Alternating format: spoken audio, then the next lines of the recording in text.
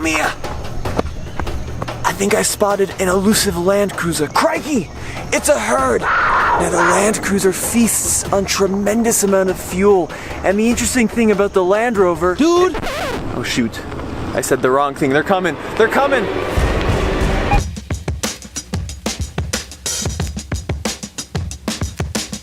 We start our Land Cruiser analysis here in the 2020 200 Series Heritage Edition, and I'm in its most natural environment, which is a luxury neighborhood. And that's because this brand new Land Cruiser is $89,000, and you're more likely to see this new model cruising around suburbia in very high-end areas, but it hasn't always been like that.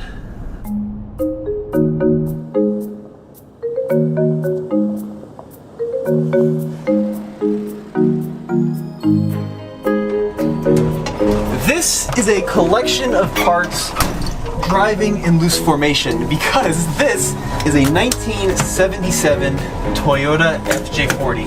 Really the first Land Cruiser here in the US.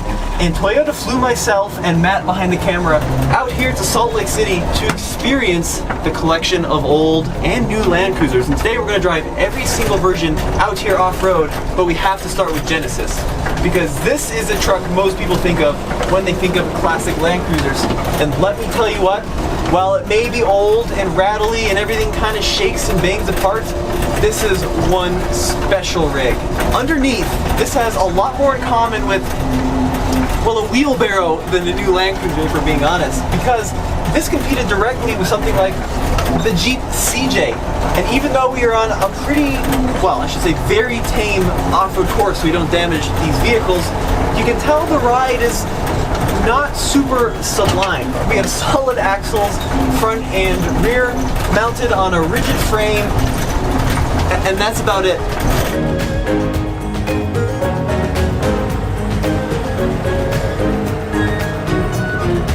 It is super cramped. I mean, this seat is all the way back, and I have to bring my leg up through the steering wheel to use the clutch pedal. I mean, it physically comes through the steering wheel to use the clutch pedal, but there are direct similarities between this first Land Cruiser and the new one. Take, for example, the rear jump seat. So the rear seats in this fold down from the side, and you can draw a direct line between just how well made this vehicle is and the new Land Cruiser, because it feels remarkably robust. It doesn't feel delicate at all. I mean, yes, it creaks and it rattles and it bangs, but I feel like I could push this thing pretty hard and it would just take it. It would just keep on cruising. Literally cruising.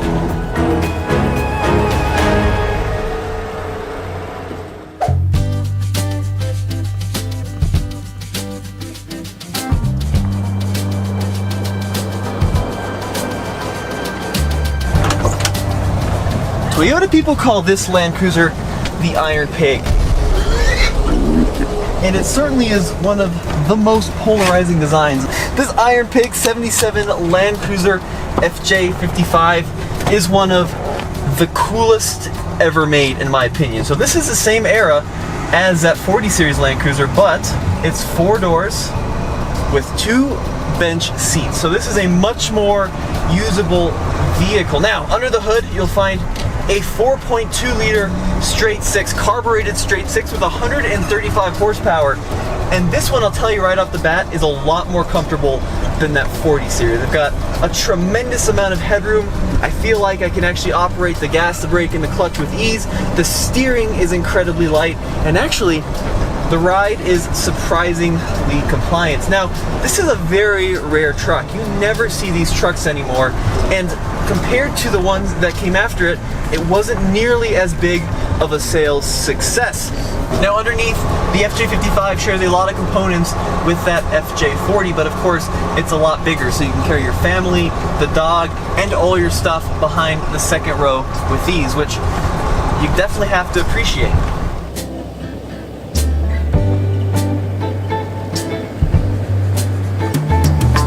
This is a really cool truck, and if you like the style, which I personally think is brilliant, this could be a really fun off-road project if you can find one though, because these just simply disappeared. You don't see any of these FJ55s anymore. You see the 60s, the 80s, and the 100s, but not these old Iron Pigs, and man, this might just be my favorite one.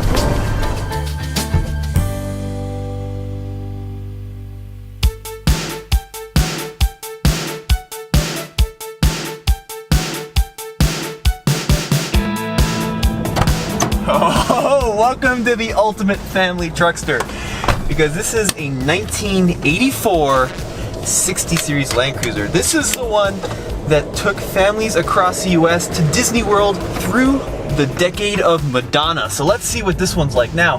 Still has the classic 4-speed manual transmission like the 55 we just drove.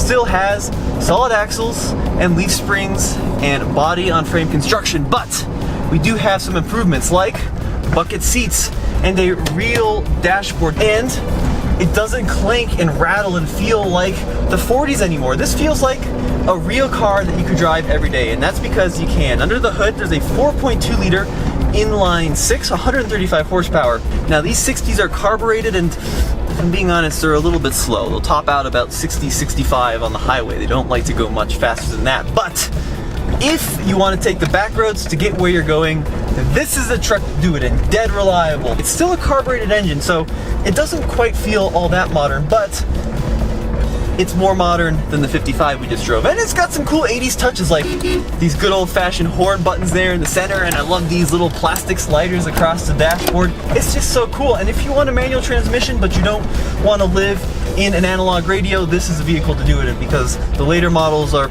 pretty much all automatics, at least here in the US.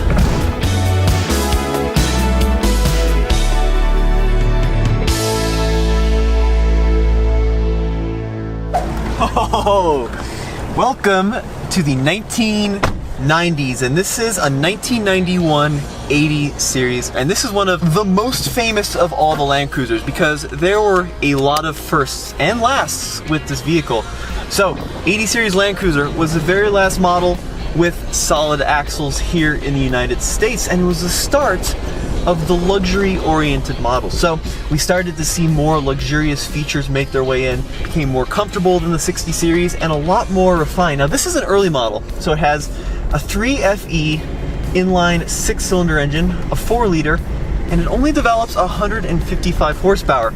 A lot of people consider this the best of all the Land Cruisers because it has that old school charm and durability. The later ones even had factory diff locks, 3 diff locks, front, center, and rear. And this is also a full-time 4-wheel drive system. So unlike the older models, it's always in 4-wheel drive. There's no lever to go from 2 high to 4 high to 4 low. There's just one lever here to engage low range. Then there's a button for the diff lock, and off you go.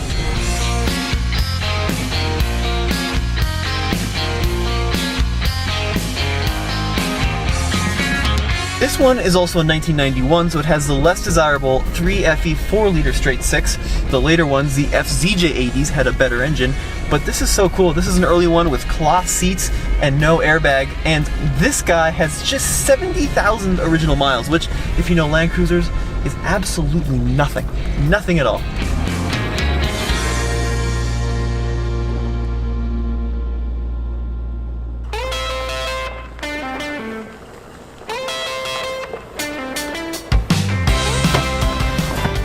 Series Land Cruiser, and this is, if I'm being honest, quite similar to the 200 series because it is so plush. The 100 series is also a very important Land Cruiser because here in the US this was the first of the, what I'm going to call, uber luxurious models. So no longer was a front solid axle an option. This one has independent front suspension. It's also significantly larger than that 80 series it replaced. Once again, got to bring in the R word, refinement. So leather on absolutely everything, leather on the dash. You've got a fairly modern infotainment screen here with buttons down the side. I think it was the first factory Land Cruiser with a V8, 4.7 liter V8 with a timing belt. This is the million-mile Tundra engine. So in my opinion, this is the best engine of any Land Cruiser here. These are so bulletproof, but I wouldn't want to take this rock crawling anywhere near as badly as I'd like to take an 80 series rock crawling because it doesn't have the solid axles. It's also not as easy to lift or to modify in a big way, but if I had to start, and I'm going to say this again, crossing continents, this is one of 2 vehicles I would take because this and the 200 series are by far the most plush, the most comfortable, have the best long distance ride, and are probably the best overlanders as well because they just have a ton of space in them. I will say, from a design standpoint, it's not my all-time favorite Land Cruiser. I don't think it's quite as exciting to look at as the 80 or the 55 or the 40 or the 60, but it certainly represents good value. You can pick these up for anywhere between like 12 for kind of a crummy one to maybe 20 for a good one. This is a 2004 with 140,000 miles, and it's tight as a drum. I mean, nothing squeaks, nothing rattles. It is so well made.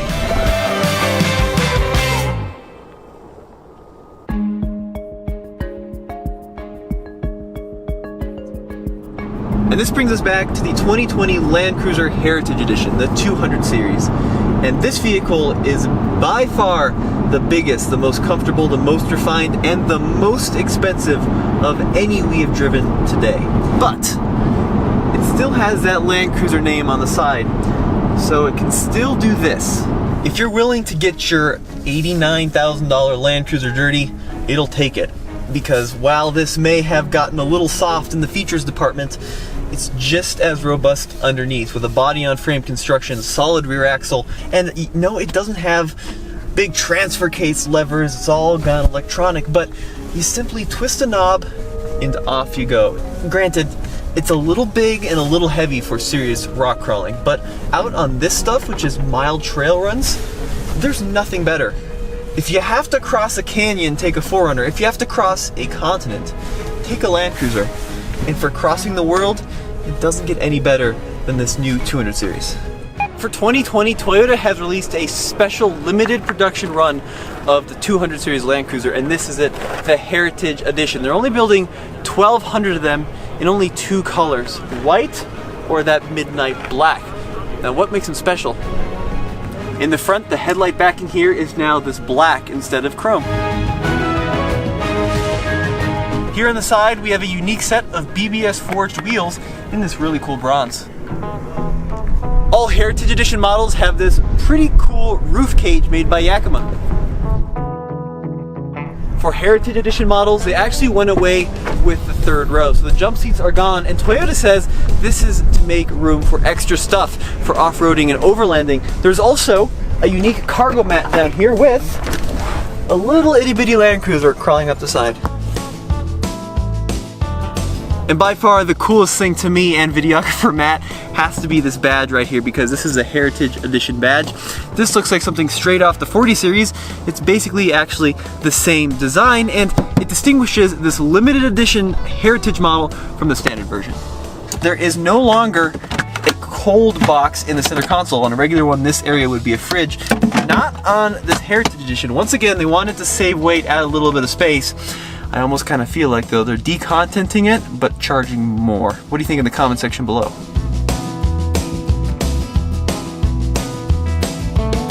Now, nothing out here is going to be too difficult because Toyota's not going to let us crazy journalists damage their Land Cruiser, but we do have a little bit of a rough, kind of loose climb here, so I stuck it in low range. I'm going to lock the center diff and just going to crawl up it, see if this monstrous 5.7 liter beast can pull its way up.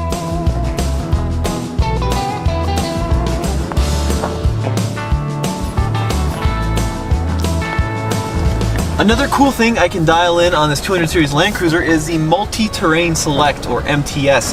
So I can tell the vehicle what kind of off-roading I'm doing, be it rock and dirt, mogul, loose rock, or mud and sand. Now, we're on some loose rock, so that's the one I've selected, and that should get us through this obstacle course.